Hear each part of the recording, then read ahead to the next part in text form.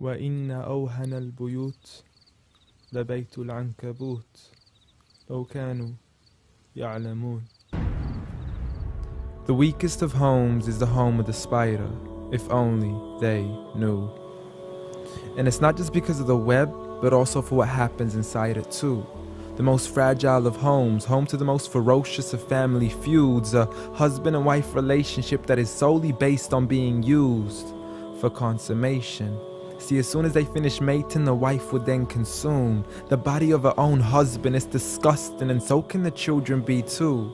See, as soon as they mature, they would chew upon their own mother as a source of food. It's sinister, it's crude, I don't want to imagine it, but it's true.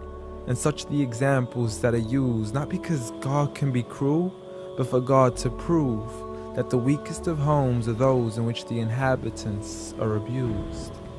See, marriages are meant to bring happiness, and the home is a refuge of tranquility and comfort to all those who walk through. And if you ever do happen to fall into disputes, you must learn to understand that the marriage isn't always about you. Rather, it's learning to live together as one, although we are still living together as two. In a home where everybody knows that they belong, with love, kindness, and mercy, so we could all just get along, and there's no need for fighting every time something small goes wrong. Because you can't build a home upon violence and then expect it to stand strong. I mean, what kind of man would harm his wife in the darkness of the night, leaving her to bleed as he scars her for life, having to cover up her bruises as she tries to hide them from sight? See, he's so focused on her responsibilities, but fails to realize that he also owes her rights. See, as a husband, you're meant to provide, protect, respect, guide, and guard her. You are her garment, her lifelong partner, her Prince Charming who should charm her, her knight in shining armor. But a night has turned into a nightmare as he spends his nights trying to harm her. As she begs him on her knees, please, I need you to be calmer. I urge you, see, patience is a virtue. I never even heard you. I promise I didn't mean to hurt you. Please don't be mad.